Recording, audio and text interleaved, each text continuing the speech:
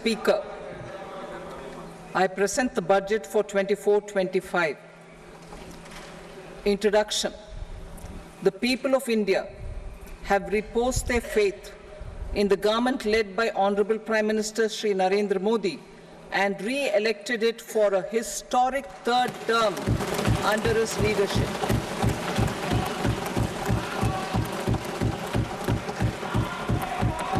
We are grateful for their support, faith, and trust in our policies. We are determined to ensure that all Indians, regardless of religion, caste, gender, and age, make substantial progress in realizing their life goals and aspirations. Global context. The global economy, while performing better than expected, is still in the grip of policy uncertainties. Elevated asset prices, political uncertainties, and shipping disruptions continue to pose significant downside risks for growth and upside risks to inflation. In this context, India's economic growth continues to be the shining exception and will remain so in the years ahead.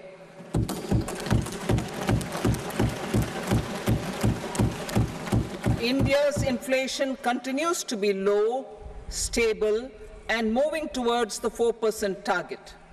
Core inflation, that is non-food and non-fuel, currently is 3.1%.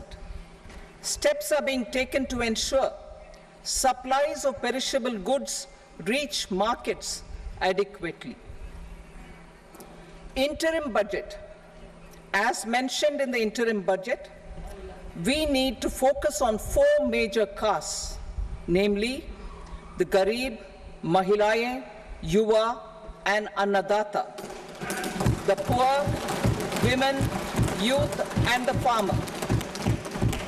For Annadata, we announced higher minimum support prices a month ago for all major crops, delivering on the promise of at least a 50% margin over costs. Pradhan Mantri Garib Kalyan Anna Yojana was extended for 5 years, benefiting more than 80 crore people. Administrative actions for approval and implementation of various schemes announced in the interim budget are well underway. The required allocations have been made. Budget theme. Turning attention to the full year and beyond in this budget, we particularly focus on employment, skilling, MSMEs, and the middle class. I am happy to announce the Prime Minister's package of 5 schemes and initiatives to facilitate employment, skilling, and other opportunities for 4.1 crore youth over a 5-year period,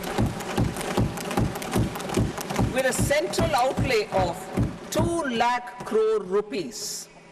I will speak about them shortly, while more details may be seen in the annexure. This year, I've made a provision of 1.48 lakh rupees, 1.48 lakh crore rupees for education, employment, and skilling. Budget priorities. The people have given a unique opportunity to our government to take the country on the path of strong development and an all-round prosperity. In the interim budget, we promise to present a detailed roadmap for our pursuit of Vikasit Bharat. In line with the strategy set out in the interim budget, this budget envisages sustained efforts on the following 9 priorities for generating ample opportunities for all. Number 1, productivity and resilience in agriculture. Number 2, employment and skilling. Number 3, inclusive human resource development and social justice. 4. Manufacturing and services. 5. Urban development. 6. Energy security. 7. Infrastructure. 8. Innovation, research and development. And 9. Next generation reforms. Subsequent budgets will build on these and add more priorities and actions. A more detailed formulation will be carried out as part of the economic policy framework about which I will speak later in this speech. This budget details some of the specific actions to be initiated in the current year towards fulfillment of these priorities, with potential for transformative changes. The budget also covers some of the previously made announcements with intent to strengthen them and step up their implementation for expediting our journey towards the goal of Viksit Bharat. Priority 1, productivity and resilience in agriculture. Transforming agricultural research. Our government will undertake a comprehensive review of the agricultural research setup to bring the focus on raising productivity and developing climate-resilient varieties. Funding will be provided in challenge mode, including to the private sector.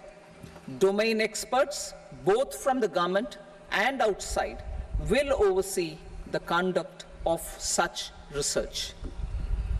Release of new varieties. New 109 high-yielding and climate-resilient varieties of 32 field and horticultural crops will be released for cultivation by farmers. Natural farming. In the next 2 years, 1 crore farmers across the country will be initiated into natural farming, supported by certification and branding.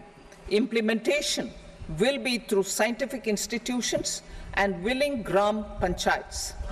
10,000 need-based bio-input resource centers will be established. Missions for pulses and oilseeds. For achieving self-sufficiency in pulses and oilseeds, we will strengthen their production, storage, and marketing. As announced in the interim budget, a strategy is being put in place to achieve Atmanirbharta for oilseeds such as mustard, groundnut, sesame, soybean, and sunflower. Vegetable production and supply chains. Large-scale clusters for vegetable production will be developed closer to major consumption centers. We will promote farmer-producer organizations, cooperatives, and startups for vegetable supply chains, including for collection and storage and marketing. Digital public infrastructure for agriculture. Buoyed by the success of the pilot project, our government, in partnership with the states, will facilitate the implementation of the digital public infrastructure in agriculture for coverage of farmers and their lands in 3 years. During this year, digital crop survey for Kharif using the DPI will be taken up in 400 districts. The details of 6 crore farmers and their lands will be brought into the farmer and land registries. Further, the issuance of Jan Samarth based Kisan credit cards will be enabled in 5 states. Shrimp production and export. Financial support for setting up a network of nucleus breeding centers for shrimp brood stocks will be provided. Financing for shrimp farming, processing, and export will be facilitated through NABARD. national cooperation policy. Our government will bring out a national cooperation policy for systematic, orderly, and all-round development of the cooperative sector, fast-tracking growth of rural economy and generation of employment opportunities on a large scale will be the policy goal. This year, I have made a provision of 1.52 lakh crore rupees for agriculture and allied sectors.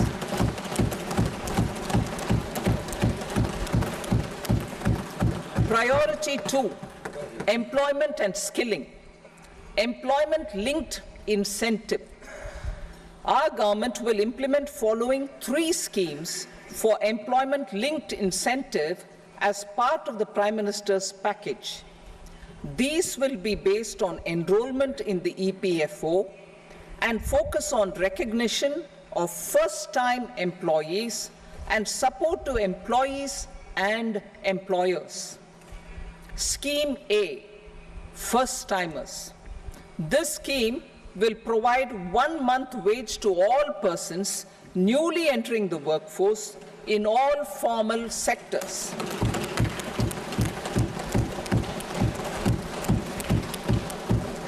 Direct benefit transfer of 1 month's salary in 3 installments to first-time employees as registered in the EPFO will be up to 15,000 rupees.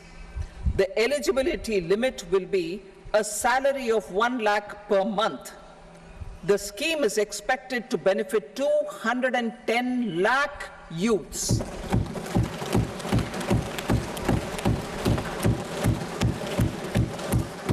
Scheme B, job creation in manufacturing. This scheme will incentivize additional employment in the manufacturing sector linked to the employment of first-time employees. An incentive will be provided at specified scale directly both to the employee and the employer with respect to the EPFO contribution in the first 4 years of employment. The scheme is expected to benefit 30 lakh youth entering employment and their employers.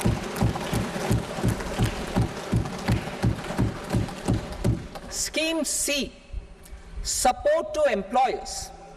This employer-focused scheme will cover additional employment in all sectors. All additional employment within a salary of 1 lakh rupee per month will be counted. The government will reimburse to employers up to 3,000 rupees per month for 2 years towards the EPFO contribution for each additional employee. The scheme is expected to incentivize additional employment of 50 lakh persons.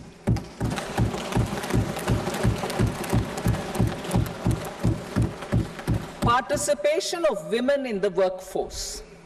We will facilitate higher participation of women in the workforce through setting up of working women hostels in collaboration with industry and establishing creches. In addition, the partnership will seek to organize women-specific skilling programs and promotion of market access for women SHG enterprises. Skilling program. I'm happy to announce a new centrally sponsored scheme as the 4th scheme under the Prime Minister's package for skilling in collaboration with state governments and industry. 20 lakh youth will be skilled over a 5-year period.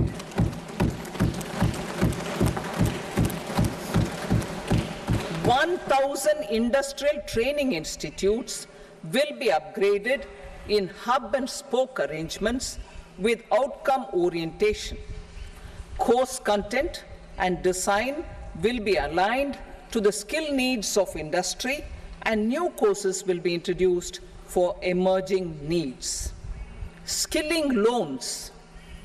The model skill loan scheme will be revised to facilitate loans up to 7.5 lakh rupees with a guarantee from a government-promoted fund. This measure is expected to help 25,000 students every year.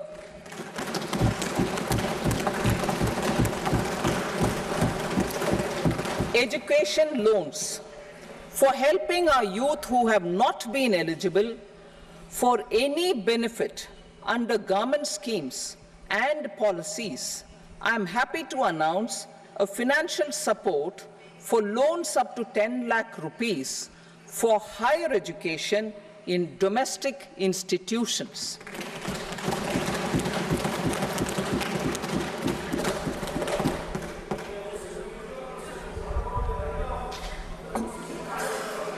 E-vouchers for this purpose. E-vouchers for this purpose will be given directly to 1 lakh students every year for annual interest subvention of 3% of the loan amount. Priority 3, inclusive human resource development and social justice, saturation approach. Our government is committed to all-round, all-pervasive and all-inclusive development of people, particularly farmers, youth, women, and the poor.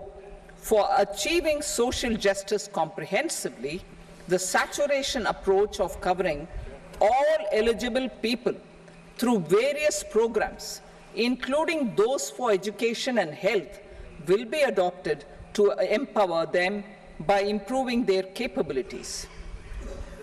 Implementation of schemes meant for supporting economic activities by craftsmen, artisans, self-help groups, scheduled caste, scheduled tribe, and women entrepreneurs and street vendors such as the PM Vishwakarma, PM Swanidhi, National Livelihood Missions, and Stand Up India will be stepped up.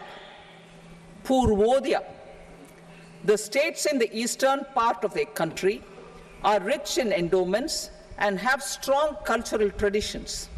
We will formulate a plan, Purvodaya, for the all-round development of the eastern region of the country, covering Bihar, Jharkhand, West Bengal, Odisha, and Andhra Pradesh. This will cover human resource development, infrastructure, and generation of economic opportunities to make the region an engine to attain Vikasit Bharat. On the Amritsar-Kolkata Industrial Corridor, we will support development of an industrial node at Gaya. This corridor will catalyze industrial development of the eastern region. The industrial node at Gaya will also be a good model for developing our ancient centers of cultural importance into future centers of modern economy. This model shall showcase Vikas B, Virasat B in a growth trajectory. We will also support development of road connectivity projects, namely 1. Patna-Purnia Expressway, 2. Buxar-Bhagalpur Expressway, 3. Bodh Gaya, Rajgir, Vaishali and Darbhanga spurs, and 4. Additional 2-lane bridge over River Ganga at Buxar at a total cost of 26,000 crore rupees.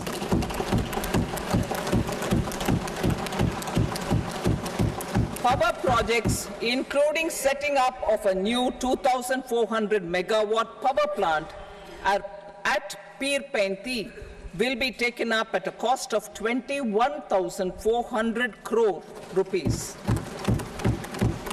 New airports, medical colleges, and sports infrastructure in Bihar will be constructed. An additional allocation to support capital investments will be provided. The requests of Bihar government for external assistance from multilateral development banks will be expedited.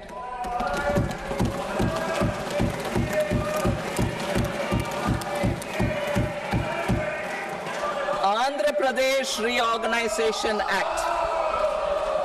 Our government has made concerted efforts to fulfill the commitments in Andhra Pradesh Reorganization Act.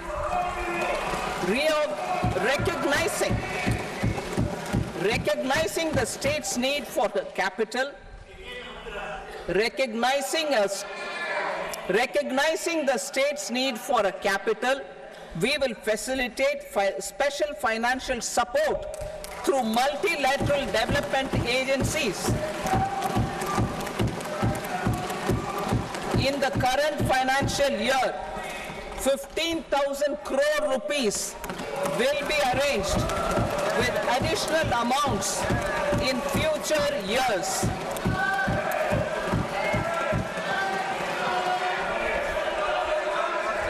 Our government is fully committed to financing and early completion of the Polavaram irrigation project, which is the lifeline for Andhra Pradesh and its farmers. This will facilitate our country's food security as well. Under the Act, Andhra Pradesh Reorganization Act, for promoting industrial development, funds will be provided for essential infrastructure such as water, power, railways, and roads. In Kopparthi node on the Visakhapatnam-Chennai Industrial Corridor and Varavakal node on the Hyderabad-Bangalore Industrial Corridor.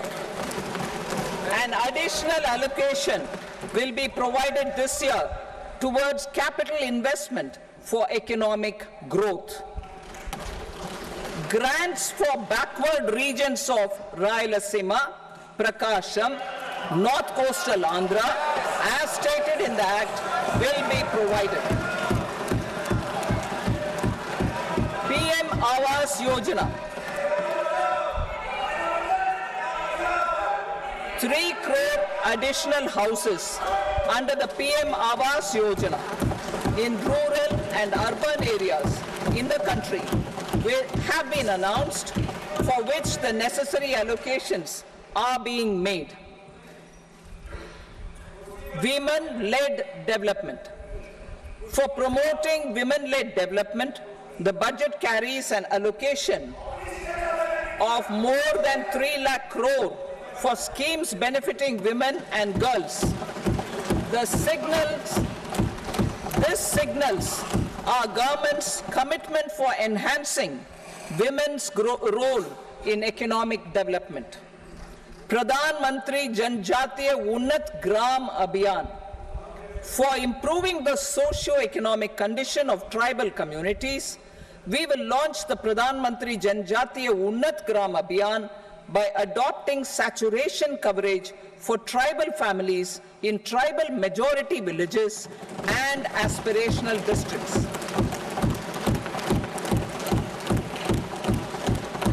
This will cover 63,000 villages, benefiting 5 crore tribal people. Bank branches in northeastern region. More than 100 branches of India Post Payment Bank will be set up in the northeast region to expand the banking services. This year, I have made a provision of 2.66 lakh crore rupees for rural development, including rural infrastructure. Priority 4, manufacturing and services, support for promotion of MSMEs. This budget provides special attention to MSMEs and manufacturing, particularly labor-intensive manufacturing. We have formulated a package covering financing, regulatory changes, and technology support for MSMEs to help them grow and also compete globally as mentioned in the interim budget. I am happy to announce the following specific measures. Credit guarantee scheme for MSMEs in the manufacturing sector. For facilitating term loans to MSMEs for purchase of machinery and equipment without collateral or third-party guarantee, a credit guarantee scheme will be introduced. The scheme will operate on pooling of credit risks of such MSMEs. A separately constituted self-financing guarantee fund will provide to each applicant guarantee cover up to 100 crore rupees, while the loan amount may be larger. The borrower will have to provide an upfront guarantee fee and an annual guarantee fee on the reducing loan balance. New assessment model for MSME credit. Public sector banks will build their own in-house capability to assess MSMEs for credit instead of relying on external assessment. They will also take a lead in developing or getting developed a new credit assessment model based on the scoring of digital footprints of the MSMEs in the economy. This is expected to be a significant improvement over the traditional assessment of credit eligibility based only on asset or turnover criteria. That will also cover MSMEs without a formal accounting system. Credit support to MSMEs during stress period. I'm happy to announce a new mechanism for facilitating continuation of bank credit to MSMEs during their stress period while being in special mention account, SMA stage, for reasons beyond their control. MSMEs need credit to continue their business and to avoid getting into the NPA stage. Credit availability will be supported through a guarantee from a government-promoted fund. Mudra loans. The limit of Mudra loans will be enhanced to 20 lakh from the current 10 lakh for those entrepreneurs who have availed and successfully repaid previous loans under the Tarun category. Enhanced scope for mandatory onboarding in trades. For facilitating MSMEs to unlock their working capital by converting their trade receivables into cash, I propose to reduce the turnover threshold of buyers for mandatory onboarding on the trades platform from rupees 500 crore to 250 crore rupees. This measure will bring 22 more CPSCs and 7,000 more companies onto the platform. Medium enterprises will also be included in the scope of the suppliers. SIDBI branches in MSME clusters. SIDBI will open new branches to expand its reach to serve all major MSME clusters within 3 years and provide direct credit to them. With the opening of 24 such branches this year, the service coverage will expand to 168 out of 242 major clusters. MSME units for food irradiation, quality and safety testing. Financial support for setting up of 50 multi-product food irradiation units in the MSME sector will be provided.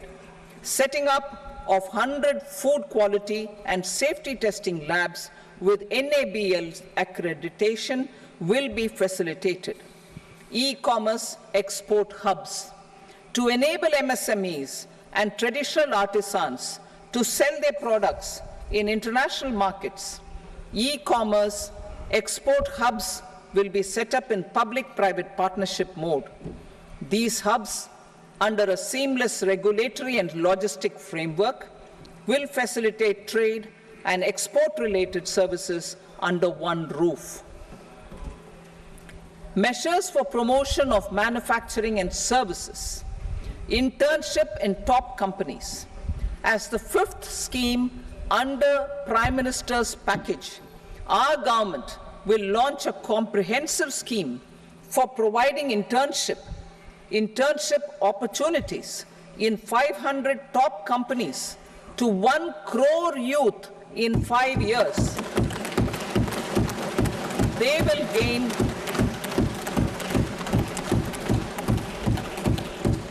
will gain exposure for 12 months to real-life business environment, varied professions, and employment opportunities. An internship allowance of 5,000 per month, 5,000 rupees per month, along with a one-time assistance of 6,000 rupees will be provided. Companies will be expected to bear the training cost and 10% of their internship cost from their CSR funds. Industrial parks. Our government will facilitate development of investment-ready, plug-and-play industrial parks with complete infrastructure in or near 100 cities in partnership with the states and private sector by better using town planning schemes. 12 industrial parks under the National Industrial Corridor Development Program also will be sanctioned.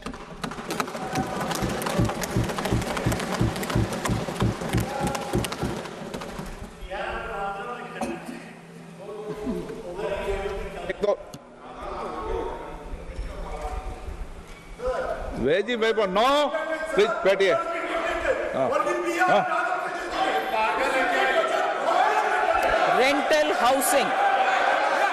Rental housing with dormitory type accommodation for industrial workers will be, just 1 minute.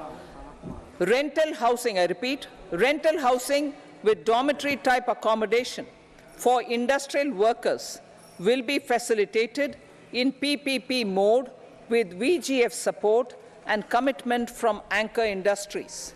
Shipping industry, ownership, leasing and flagging reforms will be implemented to improve the share of Indian shipping industry and generate more employment.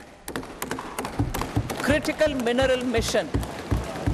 We will set up a critical mineral mission for domestic production, recycling of critical minerals and overseas acquisition of critical mineral assets.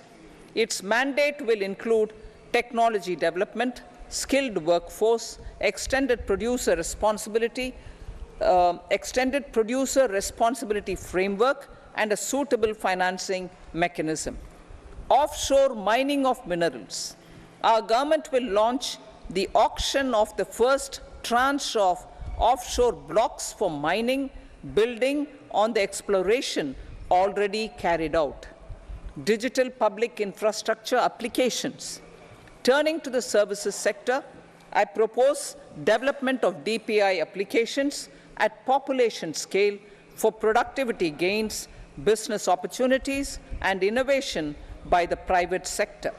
These are planned in the areas of credit, e-commerce, education, health, law and justice, logistics, MSME service delivery, and urban governance. Integrated technology platform for IBC ecosystem. An integrated technology platform will be set up for improving the outcomes under the Insolvency Bankruptcy Code for achieving consistency, transparency, timely processing, and better oversight for all stakeholders. Voluntary closure of LLPs. The services of the Center for Processing Accelerated Corporate Exit, CPACE, will be extended for voluntary closure of LLPs to reduce the closure times. National Company Law Tribunals. The IBC has resolved more than 1,000 companies, resulting in direct recovery of 3.3 lakh crore to creditors. 3.3 lakh crore rupees to creditors. In addition, 28,000 cases involving over 10 lakh crore rupees have been disposed of even prior to admission. Appropriate changes to the IBC, reforms and strengthening of the tribunal and appellate tribunals will be initiated to speed up insolvency resolution. Additional tribunals will be established. Out of those, some will be notified to decide cases exclusively under the Companies Act. Debt recovery. Steps for reforming and strengthening debt recovery tribunals will be taken. Additional tribunals will be established to speed up recovery. Priority 5, urban development. Cities as growth hubs.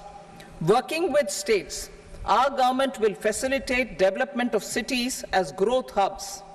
This will be achieved through economic and transit planning and orderly development of peri-urban areas utilizing town planning schemes.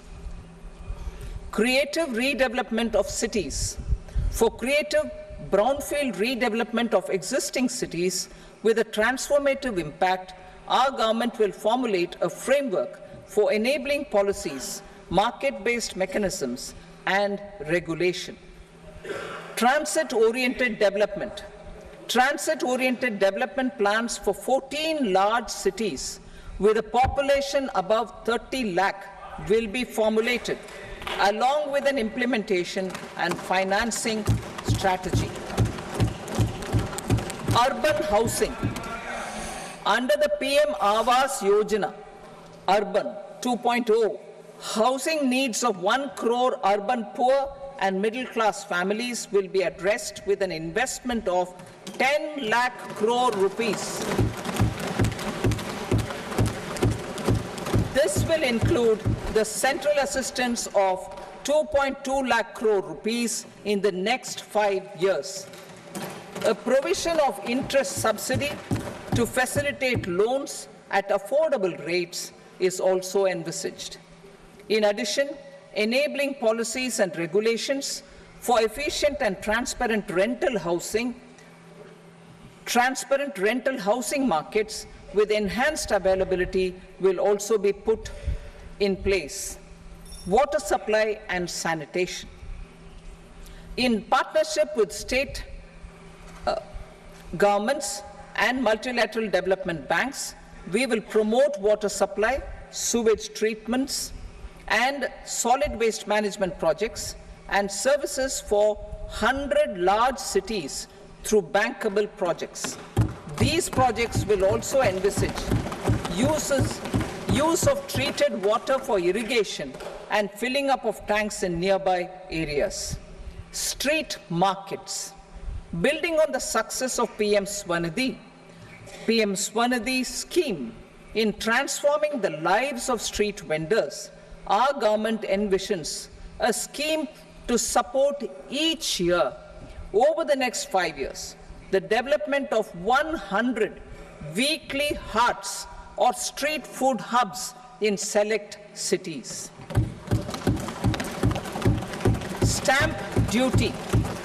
We will encourage states which continue to charge high stamp duty to moderate the rates for all and also consider further lowering duties for properties purchased by women. This reform will be made an essential component of urban development schemes. Priority 6, energy security, energy transition. In the interim budget, I had announced our strategy to sustain high and more resource-efficient economic growth, along with the energy security in terms of availability, accessibility, and affordability. We will bring out a policy document on appropriate energy transition pathways that balances the imperatives of employment, growth, and environmental sustainability. PM Surya Ghar Muft Bijli Yojana. PM Surya Ghar Muft Bijli Yojana. In line with the announcement in the interim budget,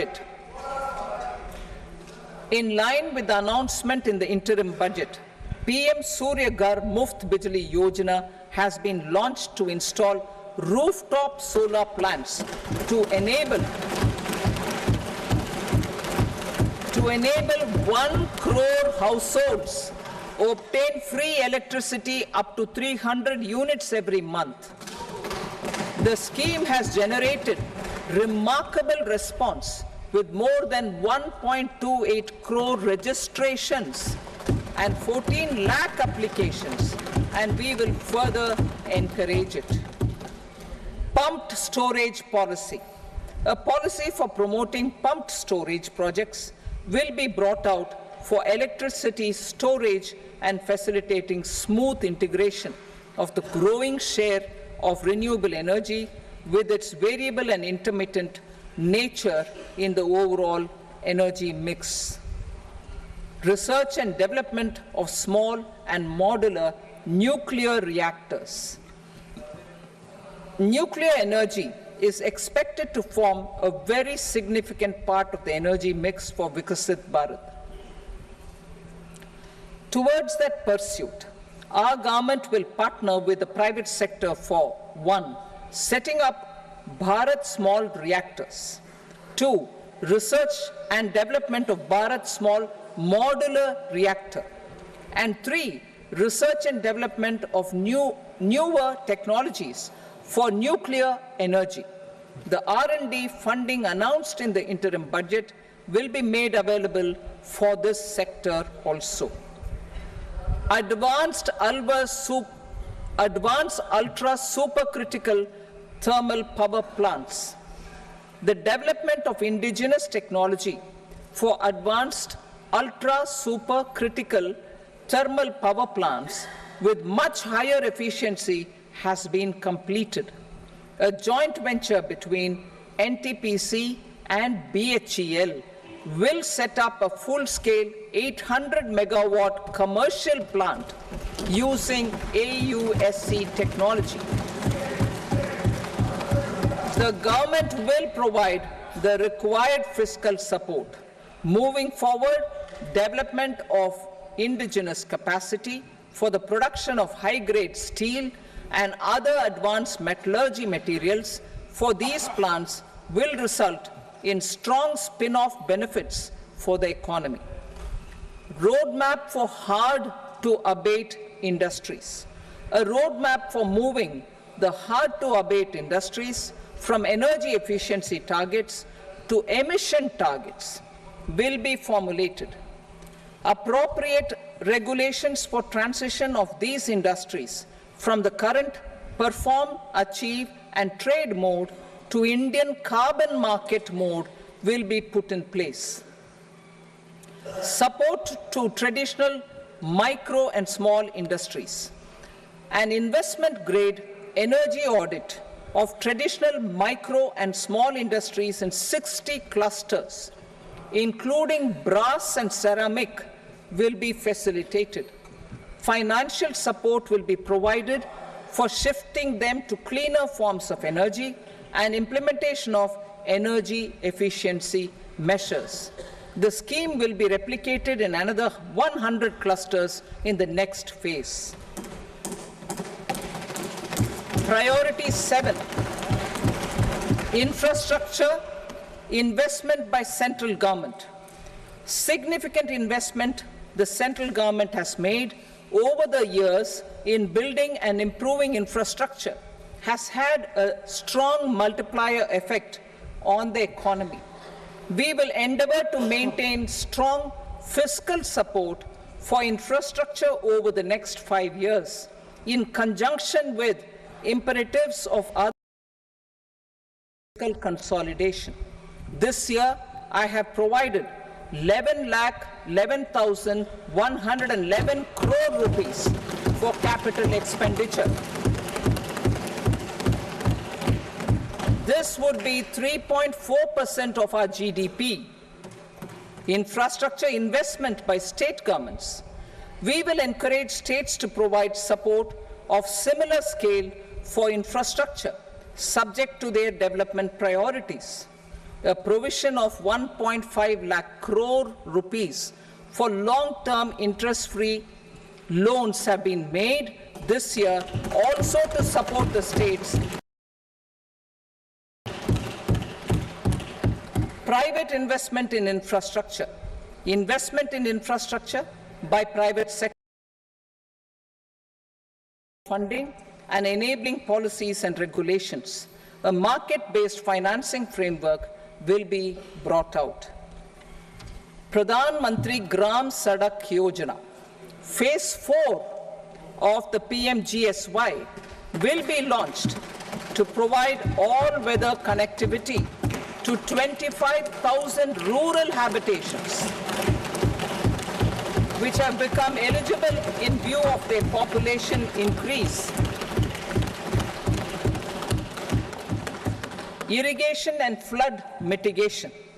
Bihar has frequently suffered from floods, many of them originating outside the country. Plans to build flood control structures in Nepal are yet to progress. Our government, through the Accelerated Irrigation Benefit Program and other sources, will provide financial support for projects with estimated cost of 11,500 crore rupees, such as the Kosi-Michi intra-state link and 20 other ongoing and new schemes, including barrages, river pollution abatement, and irrigation projects. In addition, survey and investigation of Kosi-related flood mitigation and irrigation projects will be undertaken.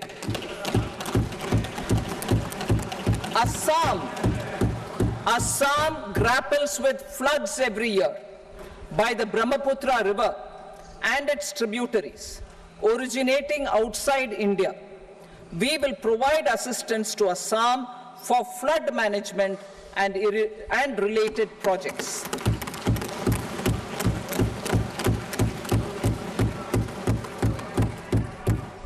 Himachal Pradesh suffered extensive losses due to floods last year. Our government will provide assistance to the state for reconstruction and rehabilitation through multilateral development assistance.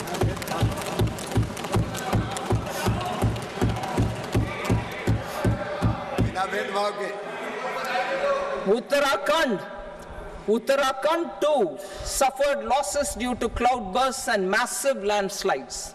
We will provide assistance to the state. Recently, Sikkim witnessed devastating flash floods and landslides that wreaked havoc across the state. Our government will provide assistance to the state. Tourism. Tourism has always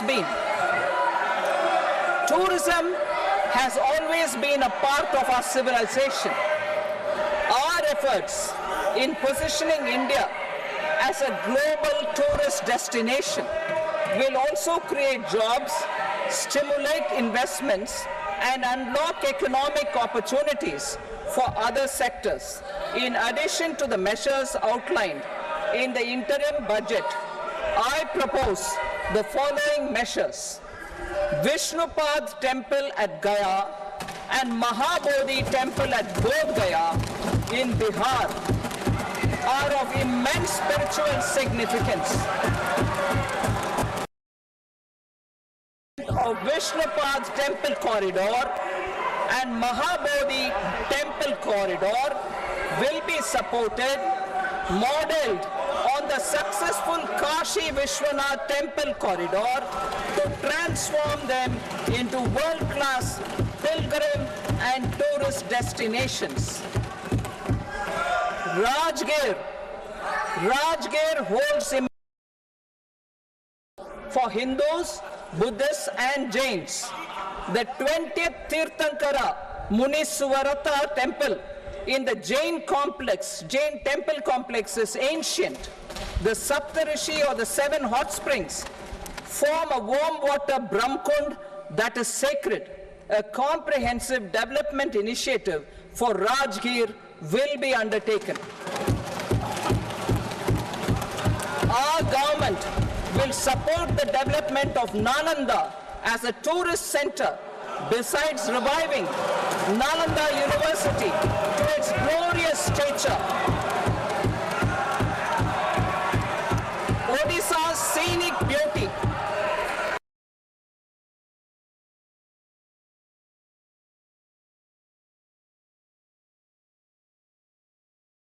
natural landscapes and pristine beaches make it an ultimate tourism destination. Our government will provide assistance for their development to Odisha as well. Priority 8, innovation, research and development. We will operationalize the Anusandhan National Research Fund for basic research and prototype development. Further, we will set up a mechanism for spurring private sector-driven research and innovation at commercial scale with a financing pool of 1 lakh crore rupees in line with the announcement in the interim budget. Space economy, with our continued emphasis on expanding the space economy by 5 times in the next 10 years, a venture capital fund of 1,000 crore rupees will be set up. Priority 9, next generation reforms. Economic policy framework. We will formulate an economic to delineate the overarching approach to economic development and set the scope of the next generation of reforms for facilitating employment opportunities and sustaining high growth. Our government will initiate and incentivize reforms for 1. Improving productivity of factors of production, and 2. Facilitating market become more efficient. These reforms will cover all factors of production, namely land, labor, capital and entrepreneurship, and technology as an enabler of improving total factor productivity and bridging inequality. Effective implementation of several of these reforms requires collaboration between the center and the states, and building consensus as development of the country lies in development of the states. For promoting competitive federalism and incentivizing states for faster implementation of reforms, I propose to earmark a significant part of the 50-year interest-free loan. Working with the states, we will initiate the following reforms.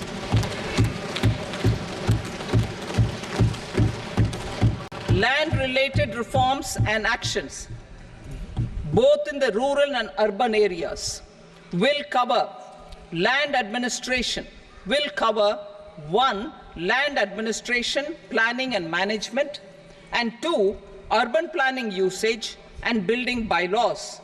These will be incentivized for completion within the next 3 years through appropriate fiscal support.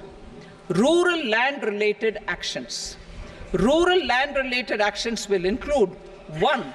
Assignment of unique land parcel identification number, UL PIN, or Bhu Aadhaar for all lands. 2. Digitization of cadastral maps. 3. Subdivisions, survey of map subdivisions as per current ownership. 4. Establishment of land registry.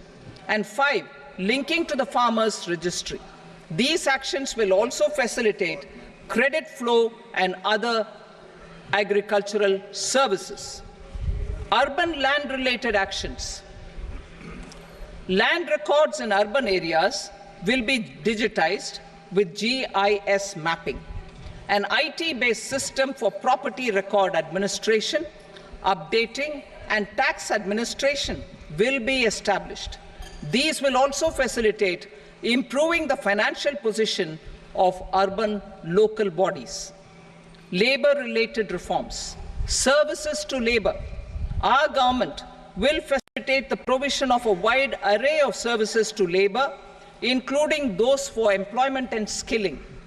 A comprehensive integration of e-Shram portal with other portals will facilitate such one-stop solution, open architecture databases for the rapidly changing labor market, skill requirements, and available job roles, and a mechanism to connect job aspirants with potential employers and skill providers will be covered in these services. Shram Suvidha and Samadhan portal. Shram Suvidha and Samadhan portal will be revamped to enhance ease of compliance for industry and trade. Capital and entrepreneurship related reforms, financial sector vision and strategy. For meeting financing needs of the economy, our government will bring out a financial sector vision and strategy document to prepare the sector in terms of size, capacity, and skills. This will set the agenda for the next 5 years and guide the work of the government, regulators, financial institutions, and market participants. Taxonomy for climate finance. We will develop taxonomy for climate finance for enhancing the availability of capital for climate adaptation and mitigation. This will support achievement of the country's climate commitments and green transition. Variable capital company structure. We will seek the required legislative approval for providing an efficient and flexible mode for financing leasing of aircrafts and ships and pooled funds of private equity through a variable company structure. Foreign direct investments. The rules and regulations for foreign direct investment and overseas investments will be simplified to 1. Facilitate foreign direct investments, 2. Nudge prioritization, and 3. Promote currency for overseas investment. NPS Vatsalya. NPS Vatsalya, a plan for contribution by parents and guardians for minors, will be started. On attaining the age of majority, the plan can be converted seamlessly into a normal NPS account. Use of technology. We have successfully used technology for improving productivity and bridging inequality in our economy during the past 10 years. Public investment in digital infrastructure and innovations by the private sector have helped in improving access of all citizens, particularly the common people, to market resources, education, health and services. We will step up adoption of technology towards digitalization of the economy. Ease of doing business. For enhancing ease of doing business, we are already working on the Jan Vishwas Bill 2.0. Further, states will be incentivized for implementation of the business reforms, action plans, and digitalization. Data and statistics. For improving data governance, collection, processing statistics, different sectoral databases, including those established under the Digital India Mission, will be utilized with active use of technology tools. New pension scheme. The committee to review the NPS has made considerable progress in its work. I'm happy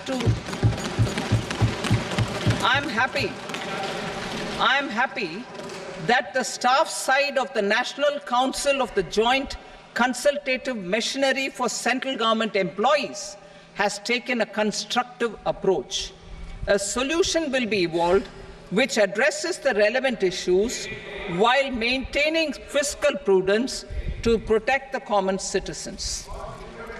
Budget estimates for 24-25. For the year 24-25, total receipts other than borrowings and the total expenditure are estimated at 32.07 lakh crore rupees and 48.21 lakh crore rupees respectively.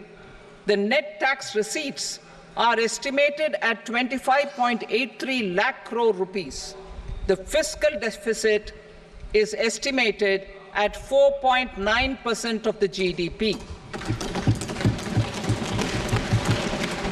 The gross and the net market borrowings through dated securities during 24-25 are estimated at 14.01 lakh crore rupees and 11.63 lakh crore rupees respectively.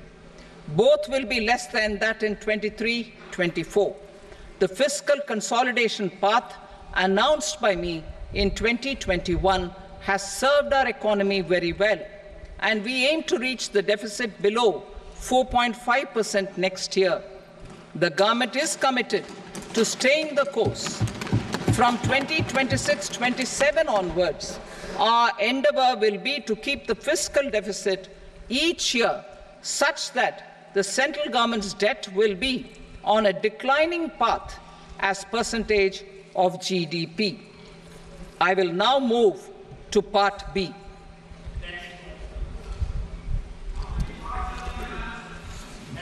Indirect taxes. Sir, I start with GST. It has decreased tax incidence on the common man, reduced compliance burden and logistics cost for trade and industry, and enhanced revenues of the central and the state governments. It is a success of vast proportions. To multiply the benefits of GST, we will strive to further simplify and rationalize the tax structure and endeavour to expand it to the remaining sectors. My proposals for customs duties intend to support domestic manufacturing, deepen local value addition, promote export competitiveness, and simplify taxation while keeping the interest of the general public and consumers surmount. In Budget 22-23, we reduced the number of customs duty rates. I propose to undertake a comprehensive review of the rate structure over the next 6 months to rationalize and simplify it for ease of trade, removal of duty inversion, and reduction of disputes. I shall now take up sector-specific customs duty proposals. Medicine and medical equipments. To provide relief to cancer patients, I propose to fully exempt 3 more medicines from customs duties.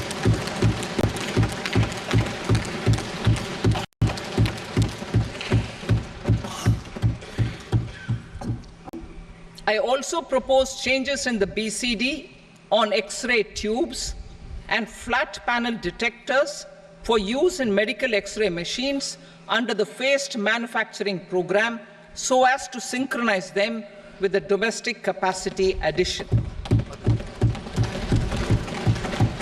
Mobile phone and related parts. With a 3-fold increase in domestic production and almost a 100-fold jump in exports of mobile phones over the last 6 years, the Indian mobile industry has matured. In the interest of consumers, I now propose to reduce the BCD on mobile phone, mobile PCBA, and mobile charger to 15%. Minerals such as lithium, copper, cobalt, and rare earth elements are critical for sectors like nuclear energy, renewable energy, space, defense, telecommunications, and high-tech electronics. I propose to fully exempt customs duties on 25 critical minerals and reduce BCD on 2 of them. This will provide a major fillip to the processing and refining of such minerals and help secure their availability for these strategic and important sectors. Solar energy. Energy transition is critical in the fight against climate change. To support energy transition, I propose to expand the list of exempted capital goods for use in the manufacture of solar cells and panels in the country. Further, in view of sufficient domestic manufacturing capacity of solar gas, glass and tinned copper interconnect, I propose not to extend the exemption of custom duties provided to them. Marine products. India's seafood exports in the last financial year touched an all-time high of more than 60,000 crores of rupees. Frozen shrimp accounted for about 2/3 of these exports. To enhance their competitiveness, I propose to reduce BCD on certain broodstock, polychaete worms, shrimp and fish feed to 5%. I also propose to exempt customs duty on various inputs for manufacture of shrimp and fish feed. Leather and textile. Similarly, to enhance the competitiveness of exports in the leather and textile sectors, I propose to reduce BCD on real down-filling material from duck or goose. I am also making additions to the list of exempted goods for manufacture of leather and textile garments, footwear, and other leather articles for export. To rectify inversion in duty, I propose to reduce BCD subject to conditions on methylene diphenyl diisocyanate (MDI) for manufacture of spandex yarn from 7.5 to 5%. Furthermore, the export duty structure on raw hides, skin, and leather is proposed to be simplified and rationalized. Precious metals. To enhance domestic value addition in gold and precious metal jewelry in the country, I propose to reduce customs duties on gold and silver to 6% and that of platinum to 6.4%. Other metals. Steel and copper are important raw materials. To reduce their cost of production, I propose to remove the BCD on ferronickel and blister copper. I am also continuing with nil BCD on ferrous scrap and nickel cathode and concessional BCD of 2.5% on copper scrap. Electronics. To increase value addition in the domestic electronics industry, I propose to remove the BCD subject to conditions on oxygen-free copper for manufacture of resistors. I also propose to exempt certain parts for manufacture of connectors. Chemicals and petrochemicals. To support existing and new capacities, I propose to increase the BCD on ammonium nitrate from 7.5% to 10%. Plastics. PVC flex banners are non-biodegradable and hazardous for environment and health. To curb their imports, I propose to raise the BCD on them from 10 to 25%. Telecommunication equipment. To incentivize domestic manufacturing, I propose to increase the BCD from 10 to 15% on PCBA of specified telecom equipment. Trade facilitation. To promote domestic aviation and boat and ship MRO, I propose to extend the period for export of goods imported for repairs from 6 months to 1 year. I'll read that again. To promote domestic aviation and boat and ship maintenance, repair and operations, I propose to extend the period for export of goods imported for repairs from 6 months to 1 year. In the same vein, I propose to extend the time limit for re-import of goods for repairs under warranty from 3 to 5 years. I now move to direct taxes. We will continue our efforts to simplify taxes, improve taxpayer services, provide tax certainty, and reduce litigation while enhancing revenues for funding the development and welfare schemes of the government. It has been our endeavour To simplify taxation, we have taken a number of measures in the last few years, including introduction of simplified tax regimes without exemptions and deductions for corporate tax and for personal income tax. This has been appreciated by taxpayers. 58% of corporate tax came from the simplified tax regime in the financial year 22-23. Similarly, as per data available till now, for the last fiscal, more than 2/3 have availed the new personal income tax regime. Comprehensive review of the Income Tax Act. I am now announcing a comprehensive review of the Income Tax Act 1961. The purpose is to make the Act concise, lucid, easy to read and understand. This will reduce disputes and litigation, thereby providing tax certainty to the taxpayers. I will also bring down the demand embroiled in litigation. It is proposed to be completed in 6 months. A beginning is being made in the Finance Bill by simplifying the tax regime for charities, tedious rate structures, provisions of reassessment and such provisions, and capital gains taxation. Simplification for charities and tedious. Two tax exemption regimes. The two tax exemption regimes for charities are proposed to be merged into one. The 5% tedious rate on many payments is being merged into the 2% tedious rate, and the 20% tedious rate on repurchase of units by mutual funds or UTI is being withdrawn. Tedious rate on e-commerce operators is proposed to be reduced from 1 to 0.1%. Moreover, credit of TCS is proposed to be given in the TDS to be deducted on salary.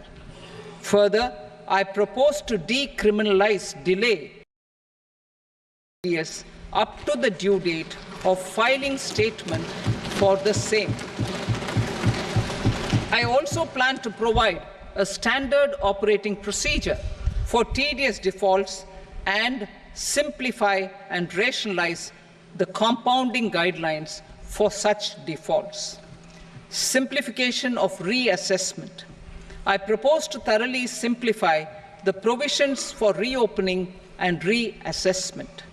An assessment hereinafter can be reopened beyond 3 years from the end of the assessment year only if the escaped income is 50 lakh rupees or more, up to a maximum period of 5 years from the end of the assessment year. Even in such cases, a time limit of 6 years before the year of the search, as against the existing time limit of 10 years, is being proposed. This will reduce tax uncertainty and disputes. Simplification and rationalization of capital gains. Capital gains taxation is also proposed to be hugely simplified. Short-term gains on certain financial assets shall henceforth attract a tax rate of 20%, while that on all other financial assets and all non-financial assets shall continue to attract the applicable tax rate. Long-term gains on all financial and non-financial assets, on the other hand, will attract a tax rate of 12.5%. For the benefit of the lower and the middle income classes, I propose to increase the limit of exemption of capital financial assets to 1.25 lakh rupees per year. Listed financial assets held for more than a year will be classified as long-term, while unlisted financial assets and all non-financial assets will have to be held for at least 2 years to be classified as long-term. Unlisted bonds and debentures, debt mutual funds, and market-linked debentures, irrespective of holding period, however, will attract tax on capital gains at applicable rates. Taxpayer services. All the major taxpayer services under GST and most services under customs and income tax have been digitalized. All remaining services of customs and income tax, including rectification and order giving effect to appellate orders, shall be digitalized and made paperless over the next 2 years. Litigation and appeals. While our concerted efforts to reduce pendency of appeals at various appellate fora are beginning to show good results, it will continue to engage our highest attention. To dispose of the backlog of first appeals, I plan to deploy more officers to hear and decide such appeals, especially large tax effect.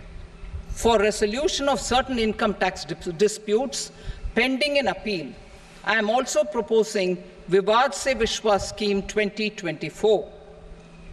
Further, I propose to increase monetary limits for filing appeals related to direct taxes, excise and service tax in the tax tribunals, high courts and Supreme Court to 60 lakh rupees, 2 crore rupees and 5 crore respectively.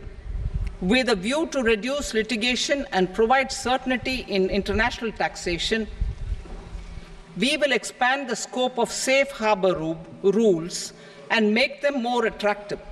We will also streamline the transfer pricing assessment procedure. Employment and investment. I have a few proposals to promote investment and foster employment. First of all, to bolster the Indian startup ecosystem, boost the entrepreneurial spirit, and to support innovation, I propose to abolish the so-called angel tax for all classes of investors. Second, there is tremendous potential for cruise tourism in India.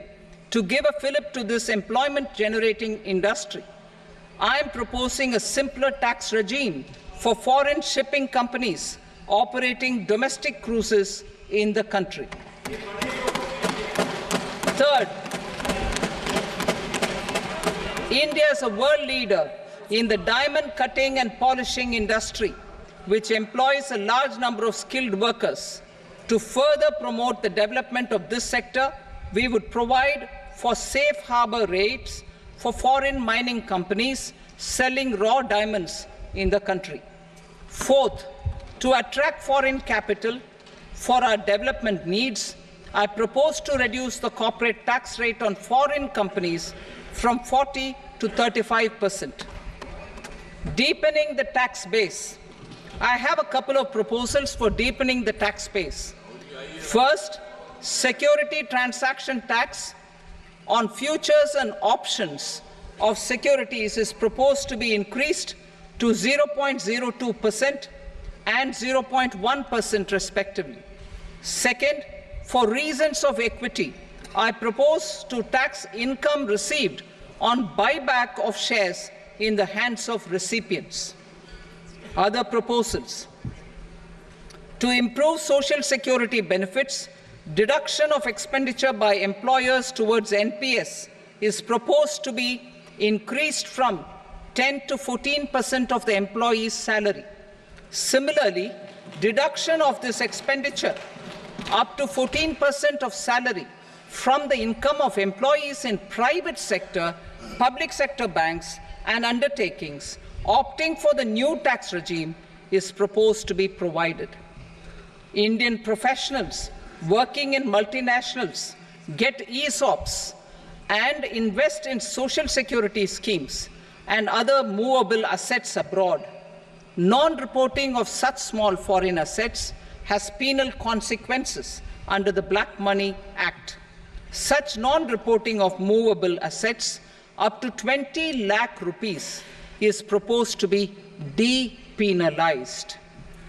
Other major proposals in the finance bill relate to withdrawal of equalization levy of 2%, expansion of tax benefits to certain funds and entities in IFSCs, and immunity from penalty and prosecution to Benamidar on full and true disclosure so as to improve conviction under the Benami Transaction Prohibition Act 1988. Personal income tax. Coming to personal income tax rates, I have two announcements to make for those opting for the new tax regime. First, the standard deduction for salaried employees is proposed to be increased from 50,000 to 75,000 rupees.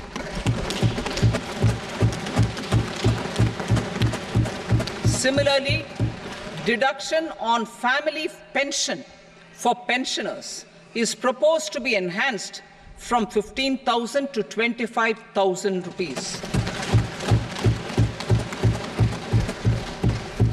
This will provide relief to about 4 crore salaried individuals and pensioners.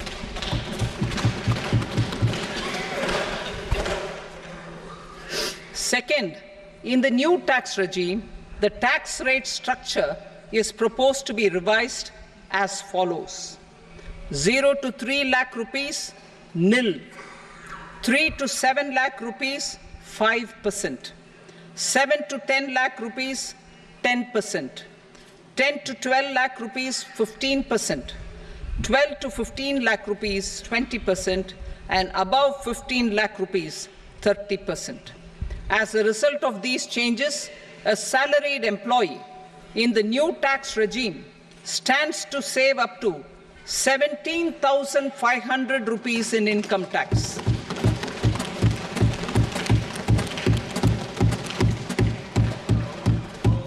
Apart from these, I am also making some other changes as given in the annexure.